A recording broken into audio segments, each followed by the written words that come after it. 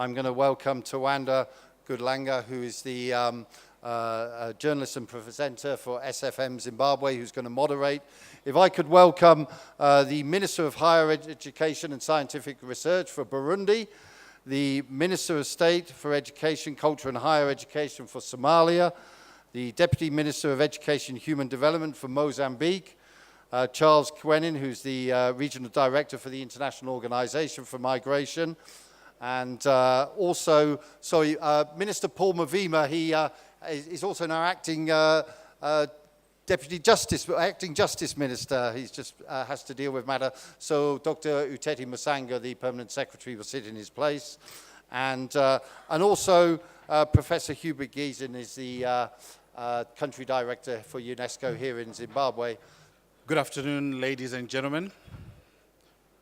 All protocol is observed.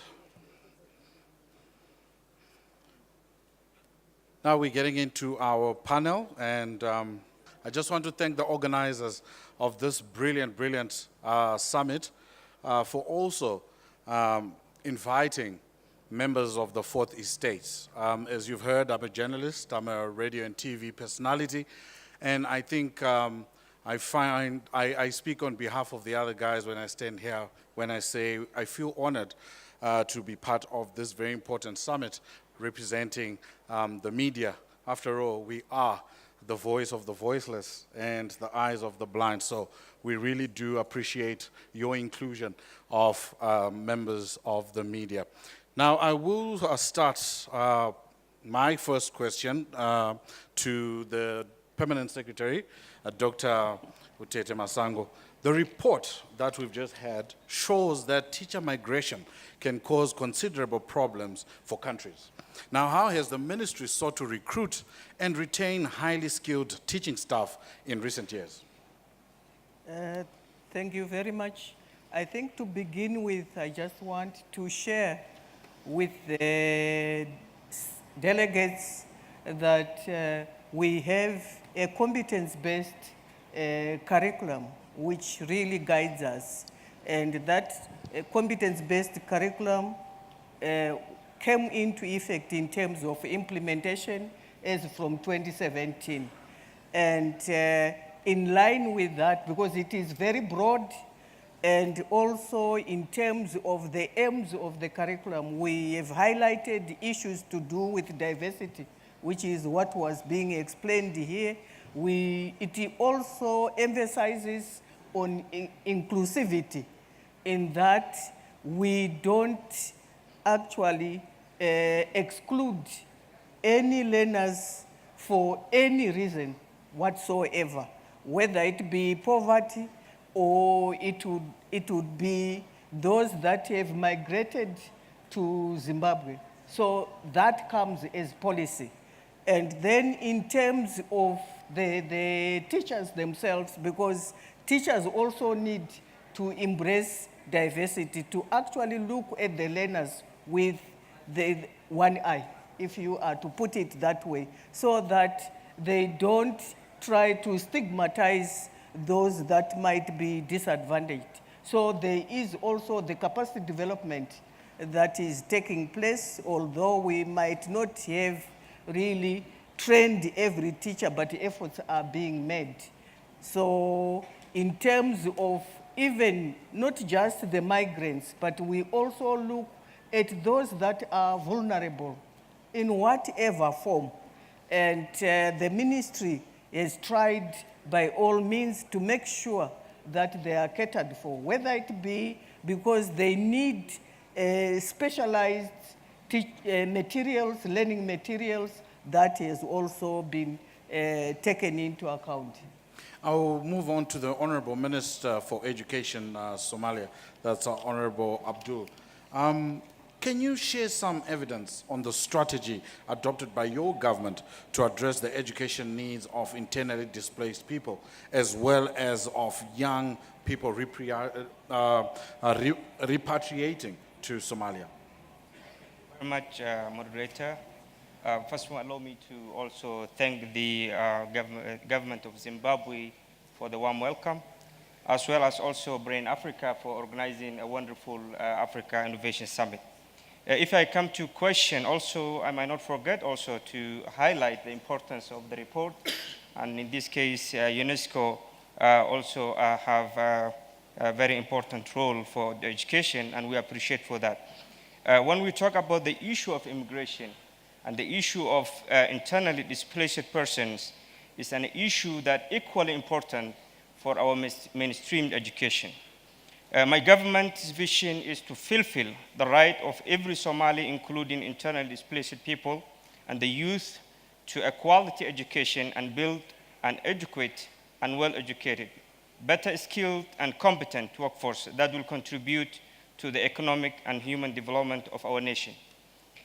My government also works with the neighboring countries. As you might be aware that we have more than 2 million refugees in neighboring countries, in Kenya, Ethiopia, and Yemen, and Djibouti. So we are working with the IGAD member states that also to come up with the legislations that also affect these countries. In that case, my government also signed a New York Declaration, as well as also a Addis Ababa Declaration on Refugee and Immigration Education. The government strategy is to also tackle the displacement issue is two things. We have two internal displaced persons, those who are in the cities who can also benefit from mainstream schools, and those who are outside of the cities who cannot afford to come to the schools. Both, if you look at our education sector plan, it's also explicitly indicated that the strategy we use, number one, with the support of our partners and international community, we provide free education for those who are in the mainstream schools, like other marginalized and vulnerable communities in that area. For those who have not schools, that we provided temporary schools that also can cater their needs immediately. But the biggest strategy is that the government also are working to help those who are there temporarily to go back to their original by making the areas peace. And this is the factor that also affecting the IDBs and why they run from their places. So generally, we are trying to help the IDBs. However, there are so many challenges are also associated with this. And as a government, we realize that with the importance of the IDBs, the contribution of our society. So generally, we are supporting, but honestly speaking, the large IDBs that we have in my country are overwhelming, and we are trying to help them by educating. We also have some programs for those who have not got an opportunity, what we call accelerated basic education program, as well as alternative basic education, to keep them in the market. Because if we only educate for those who are school children, and we forget that those who are not got an opportunity, then it will be another problem for getting a job for them. So that's also another strategy for the IDBs and the refugees who are coming back to the country. Overall, our strategy is very clear, but our resources are very limited, and also we are trying to raise some resources to continue these programs. Thank you very much. Thank you very much, Honorable Minister. I will now turn my attention to the Honorable Minister of Higher Education and Scientific Research, Burundi, Honorable Banyankimbona. And my question is, could you share some evidence on the strategy adopted by your government to address the education needs of internally displaced people, as well as of young people that have repatriated to Burundi? Thank you, Moderator. Let me take this opportunity to thank the Zimbabwean government for their hospitality and African Brain for the success organization of this summit. Back to the question. You know, Burundi have been handling this issue of migration and displaced people for over 2 decades due to 10 years of civil war since 1993. So in 2010, a 4-year national strategy for socio-economic reintegration of affected people was adopted by the government. This strategy was mainly aimed at returnees from exile, internally displaced persons, ex-combatant, and other people whose vulnerability was attested to be conflict-related. So the strategy proposed 3 ways of solution in the context of geographical reintegration. Reintegration of affected people in their villages of origin, if they still know it. Local integration, if the village of origin is not known, as we have so people who were refugees for more than 40 years. And relocation elsewhere. An evaluation of the strategy was held in 2015, and a new 5-year strategy was adopted in May 2017. This new strategy comes as a solution to the problem of access and land tenure, access to basic social service, education included, to economic opportunities, as well as legal framework for planning, coordinating, and monitoring evaluation of the strategy.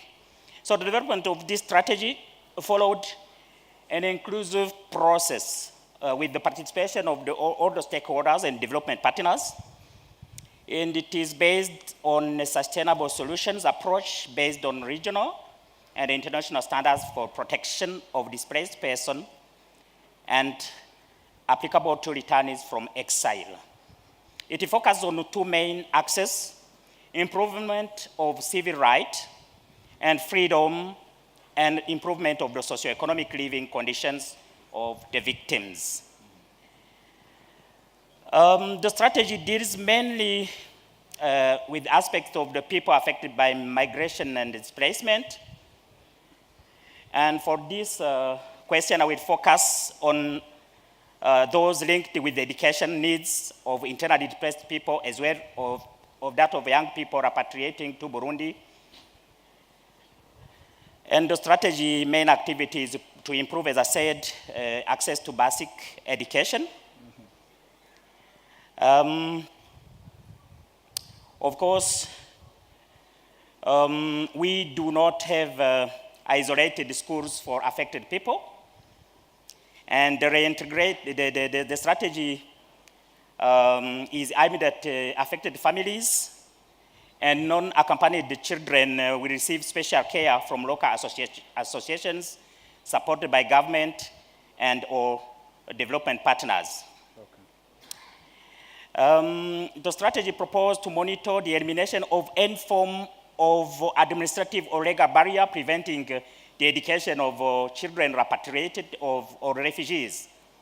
It intends to promote education of children over the age of 6, age of entry into primary school in normal conditions. This is especially facilitated by the fundamental policy of free education for first 9 years of education since 2005, and the initiative of building schools at every village with the active participation of the community. Now in Burundi, each village has at least a primary school. So the strategy proposed the implementation of a system upgrade of the personal level of each child to the minimum level to reintegrate easily in the classical system of education. Okay.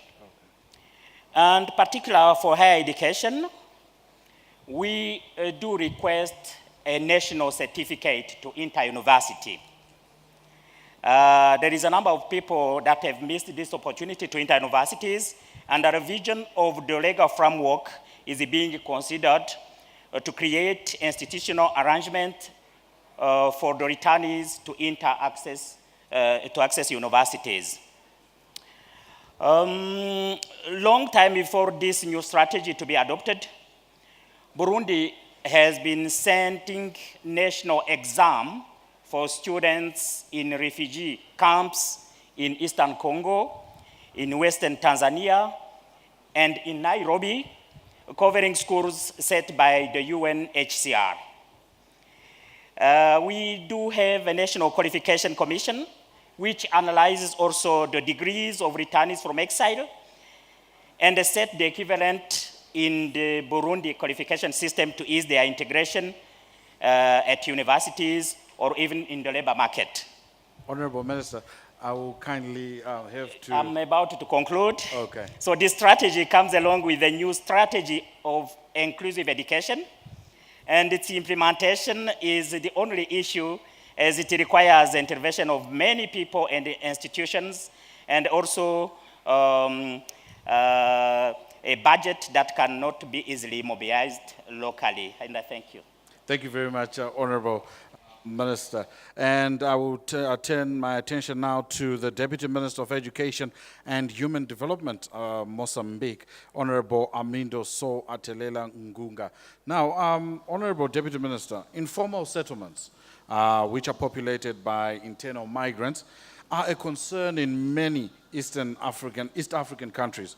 The provision of public education can suffer in these settings. Just briefly, how has your ministry tried to tackle this issue? Thank you very much. Good morning, everybody. First of all, I would like to thank the government of Zimbabwe for hosting this important event, and also the organizers and everybody here in this room for coming and attend this important meeting.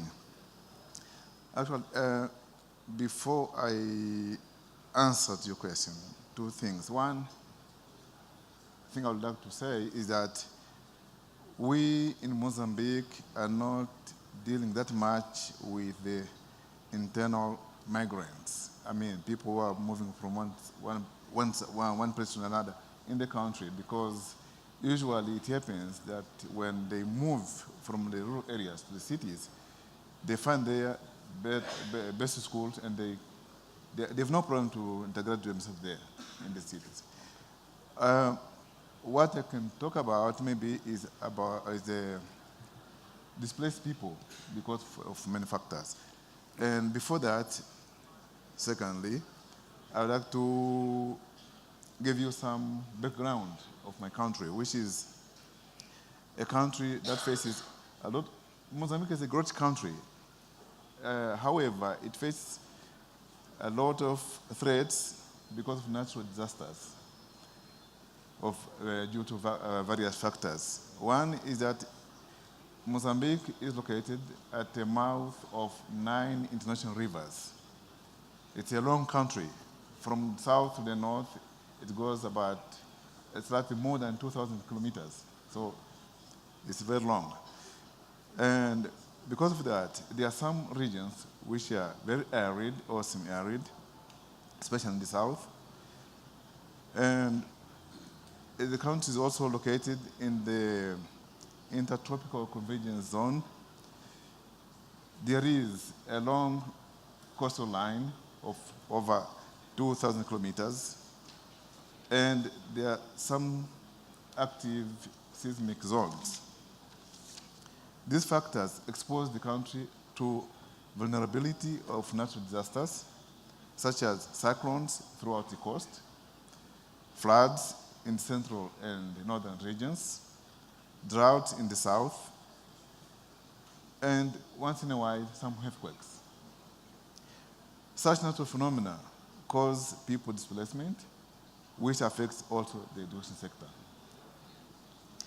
Therefore, the government of Mozambique has created a National Institute for Natural Disasters Management, whose task is to prevent and mitigate the effects of natural disasters, as well as to rescue and assist the affected people in case of occurrence of those disasters.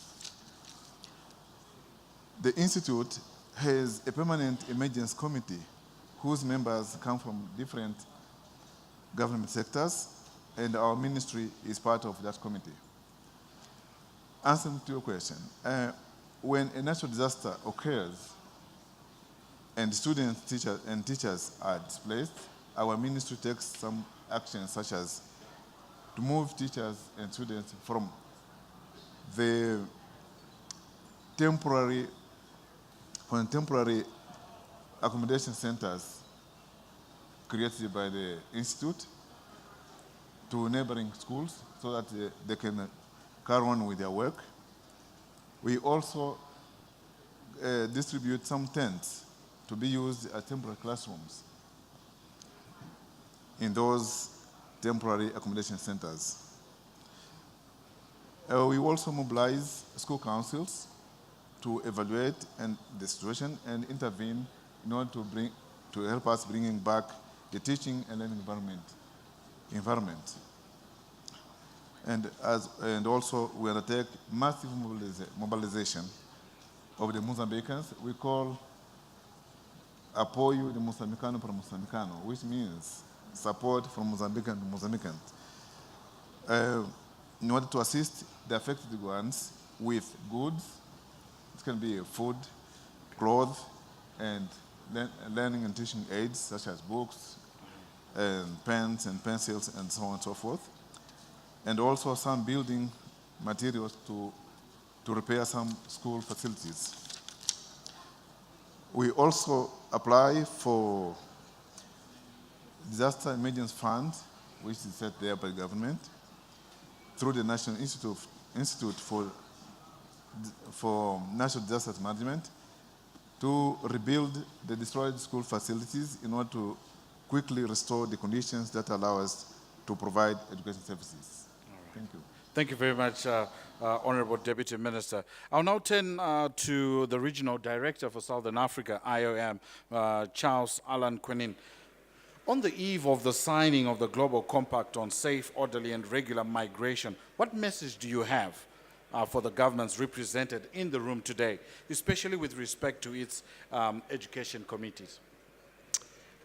Thank you very much, Mr. Moderator. Like colleagues before me, let me seize this opportunity to thank the government of Zimbabwe for hosting this 2018 Innovation Summit, and in particular to UNESCO for the launch of this GEM report 2019.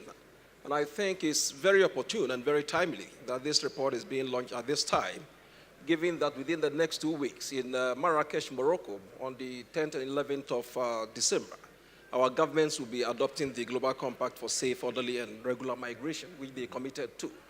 So I think listening to the report, which gives a broad perspective of migration, and also the observations and the recommendations, I think they are really very commendable. And I was drawing those parallels because the conclusion by Manos that education on the move, and I was just looking at the same issue, that is migration on the move, because we are living in an era of unprecedented human mobility. We are living in an era where many more people are moving than ever before. And also when he said, you look at the report that is, education, that is migration, displacement, education, building bridges, not walls, also reminds us that migration is inevitable. Even if you build walls, the people will still move. So it's important to know that migration is inevitable, is beneficial, and is desirable, depending on how we manage it, and also to underline that migration is not a problem to be solved. It's a human reality to be managed, and if it's well managed, it's beneficial. So it's extremely important that as our governments meet, we understand that no single country can address the issue of migration and, for that matter, human displacement. When we look at the global statistics, globally, we have over 40 million people who have been displaced within their countries as a result of conflict. In addition to that, we have over 26 million displaced by natural disasters. In sub-Saharan Africa, when we look at 2017, we had about 14.5 million people displaced as a result of conflicts, and about another 2.6 million displaced as a result of natural disaster. What does this tell us? We can draw similarities between education, migration, and displacement. This means we need to commit ourselves to address the SDGs, and that is why we have the SDG 10.7, facilitating the safe, orderly, and regular migration. So for our government, my simple message to you is that you signed the 2016 New York Declaration That is, for the first time, our governments at the highest level commit to address human mobility in a very comprehensive way, in a very collaborative way, in a way that is beneficial to all of us, in the spirit of multilateralism. So I will urge that we go there at the highest possible political level, be it at the heads of state level or at the ministerial level, and to commit, make pledges to what we have actually signed to, and to especially endorse the need to invest more in education.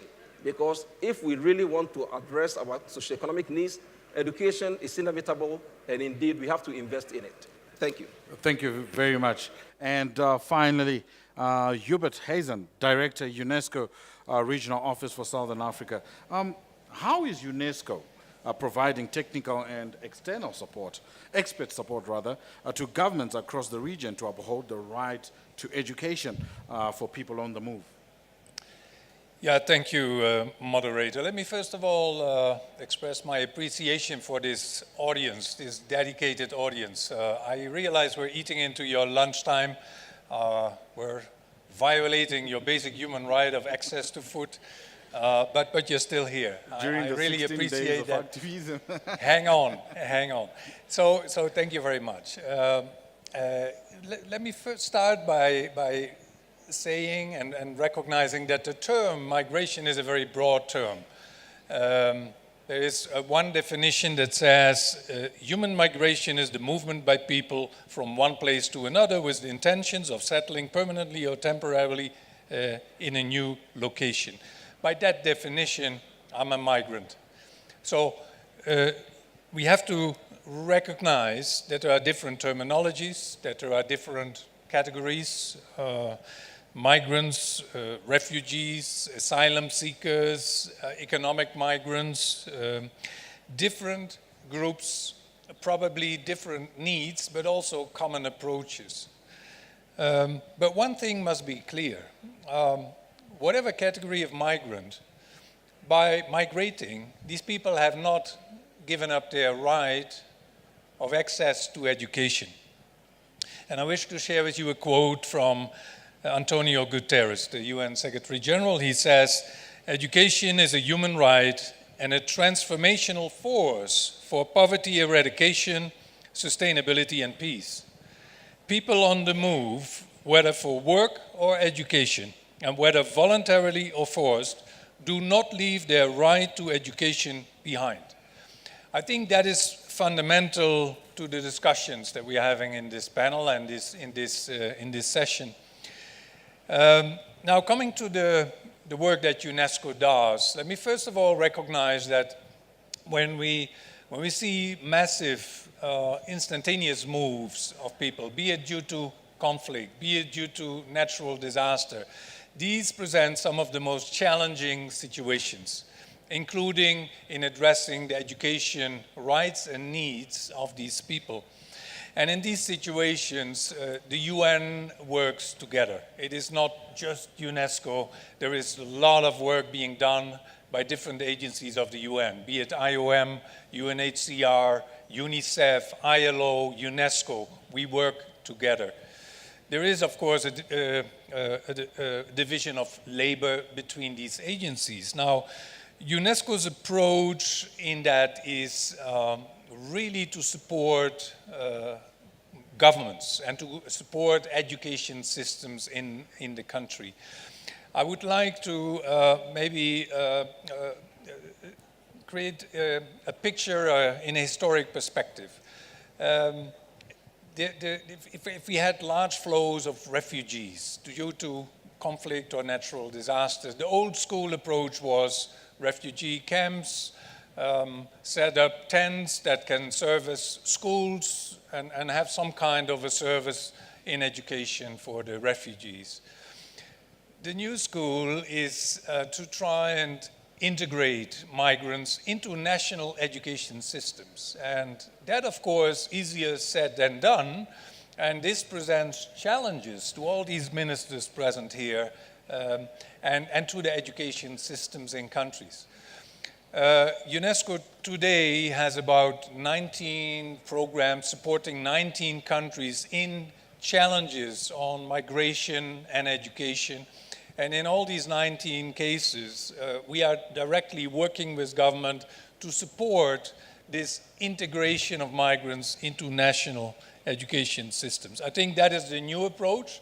Historically, however, I would like to also maybe give some examples where this was the normal approach. Take, for instance, the US. The US, as we know it today, has been shaped by migrants. And the success of that story was because these migrants were taken up in the US, in the country, and taken up into the systems, including the educational systems. So I believe we can also learn from that longer-term historic perspective. I very much like, in that regard, the subtitle of the report, Building Bridges, Not Walls. The refugee camp and put a tent there and have a teacher there, that's a wall. You put a wall between them and society. The most successful countries have done it differently. They have built a bridge and bridge migrants into society. So I think, if anything, that would be my key message. If I can add one more, that is that we also need to look much more at preventive approaches. We're always there when it's too late. The refugees are there, the problem is there, the countries are struggling, and we come in action. And this is a general comment I make over the whole experience of ODA over the past decades, whether it's refugees, whether it's any other developmental challenge. We're always there when it's too late. So preventive measures. So can we also look at giving young people, the youth in Africa, a perspective of decent jobs? So train them, skills development, entrepreneurship.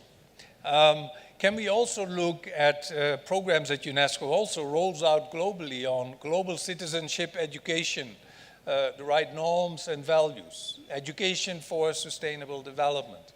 So that's the last message, prevention. We need to put more efforts there. Every dollar spent on prevention is probably $100 saved when the problem is there. Thank you. Well, clearly from the panelists, you can tell that there's a lot of passion in where their areas of expertise. I want to take this opportunity to thank the panel, and we hope that we'll have another opportunity to really unpack this very, very important discussion. I could tell the passion and the zeal to actually unpack some of these issues. But of course, it's now time for lunch, as I understand it. It has been a pleasure to moderate this session, and I want to say once again, thank you very much to the organizers.